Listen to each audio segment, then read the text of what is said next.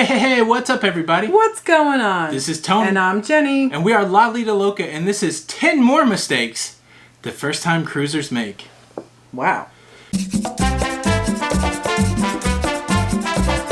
So, Jenny, we did that video last week listing out 10 mistakes that first-time cruisers make, and we got a lot of feedback with some other mistakes that first-time cruisers make. Absolutely. So we thought we'd share them with you. Yeah. So much like we did the last week, we are just going to read off 10. No bonus this week. So sorry. No bonus.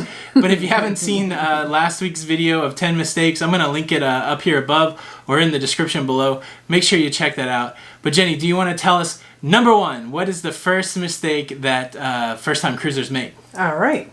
The number one mistake that first-time cruisers make is they don't check where their cabin is at before they book it. So then what happens is they wind up like under the casino or just a public noisy area like the Lido or next to the galley where the crew members are. Yeah, Jenny, so you make a good point. When we booked our first cruise, I didn't really know where the room was. But the cool thing is, like, you can just Google deck maps. That's a keyword that you can use, and it'll pull up where different things are. And what you want to look for is there like anything above you that's noisy, or is there anything beside you that's noisy? But yeah, you can do a little research, and if you're hooked up with a travel agent, definitely ask them. Say, look, is this a good room? Is it going to be noisy? That kind of thing. So yeah, you don't want to get stuck. There's nothing that's going to make your first-time cruise experience bad than having a bad room. All right, Jenny, another mistake that first-time cruisers make is they book too many excursions. Oh, yes. So you might be going on a 7-day cruise for your first cruise. You might have 4 port days, and in your mind you might say, well, 4 port days, I got to book 4 excursions, and by day 2 or 3 you're just exhausted. Well, you don't have to do that. You don't have to book an excursion for every port, and I would suggest that you don't. If you have 4 port days, maybe only book 2 on the early ones and see how you feel. I know you can save some money by booking early. We talked about that the last time, but you got to strike that balance between overbooking and ending up with too much stuff that you're going to be exhausted and not have a good time anyways. Right. All right. The third mistake that first-time cruisers make is that they think they have to book an excursion to get off the ship and explore the port. You don't have to. You can go explore the port by yourself. You don't have to book that excursion. Okay, so I get what you're saying. So yeah, maybe there's people out there that think the only way that you can get off the cruise ship is to book something. Right. Yeah, you can just walk off in most places, and trust me, there's going to be people that are trying to take you around, so you got to be wary of that. Absolutely. But yeah, sometimes people are booking stuff thinking that's the only way they can get off the cruise ship, and you don't have to. Yeah. All right, the number 4 mistake that first-time cruisers make is they accidentally, or maybe on purpose, pack their travel documentation in their checked luggage. Now, here's the problem with this. You get separated from your checked luggage when you arrive at the cruise port.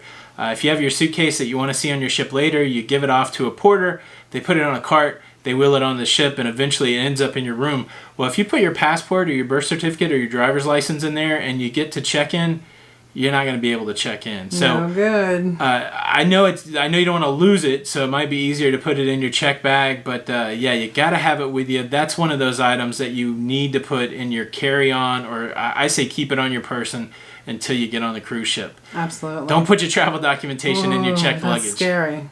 Very scary. All right. The 5th mistake that a first-time cruiser makes is they don't get travel insurance. And a lot of times it's because maybe you don't know that it's available. And it's really an inexpensive way to make sure that you're protected. There is nothing worse, than seeing a helicopter when you're on the ship and someone being heliported off. But guess what? If that's you, that's really expensive. And it also covers, little things like if your luggage is lost and that kind of stuff. So, yeah. Look into travel insurance. Travel insurance is not a requirement, so there'll be plenty of people who say, look, you don't have to do it, but it really is a gamble. You never really need it until you need it, right? And most of these policies are super inexpensive compared to what you've already spent on your cruise ship or your cruise vacation, and so, yeah, get the travel insurance. All right, Jenny, the number 6 mistake that first-time cruisers make, they're afraid to get more than one dish at the MDR. I know I was. Yeah, it seems a little weird. Say you sit down and you see 2 appetizers that you really want to try. I've never had escargot. I'd like to try that. And I love shrimp cocktail. I definitely want to try that. Now I got to decide. The cool thing is you can do both. you're not the first person to do it. The employees, the staff, they don't think it's weird. It's a normal activity, Right. and so don't let the first time kind of jitters keep you away from trying everything on the ship that you want.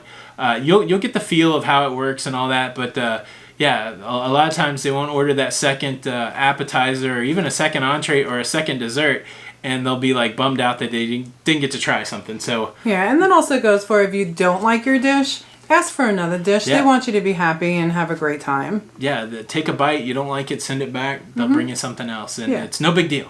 And the seventh mistake that a first-time cruiser makes is that they don't bring their wine or soda on the ship.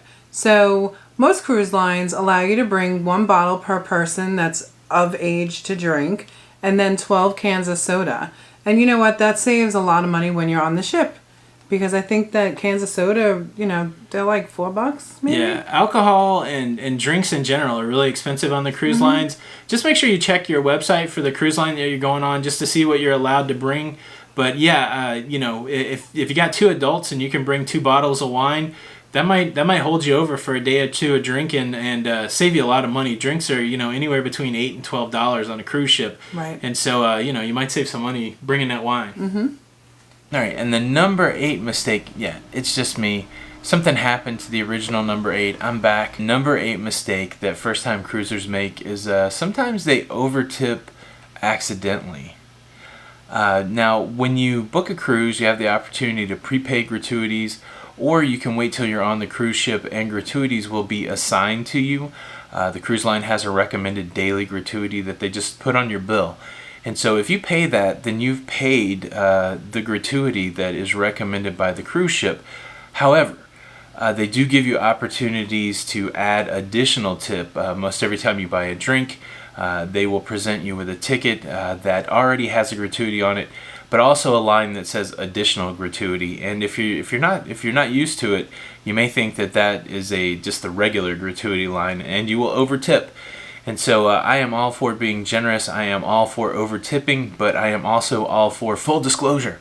And so I want you to go in with the eyes wide open that when you give cash tips or when you fill out that line, you are giving above what you've already tipped. So I say do that when you get the service that you like and when you want to tip more, but don't be fooled into doing it because you didn't know that you'd already paid your gratuity. So number 8, sometimes you overtip by accident. All right, and the 9th mistake that new cruisers make is they don't plan out their day. So on a lot of the ships, there are apps that you can put on your phone. They're free to use. They will show you what the itinerary is for the day, like what, if there's tea time or a big lunch in the main dining room, if there's bingo, casino tournaments. They also leave it in your room, and they leave it in the night before, so it's so easy to plan out your day. And I'm not really like a big planner in real life on the land on land, but when I'm on that ship, I plan out every day just because I don't want to miss anything. Yeah, it's so easy to not plan. I know on the first cruise, you just go get a burger and you lay in a deck chair, and all of a sudden half the day is gone.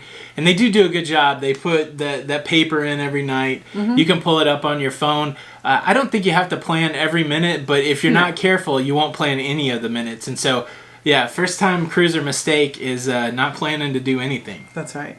All right, and the number 10 mistake that first-time cruisers make is they fail to notify their financial institutions that they're traveling.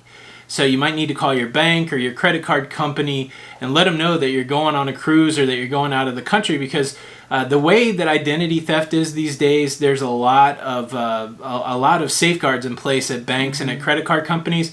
And say one day you make a charge in Ohio, and then 2 days later you use that card to make a charge in Mexico.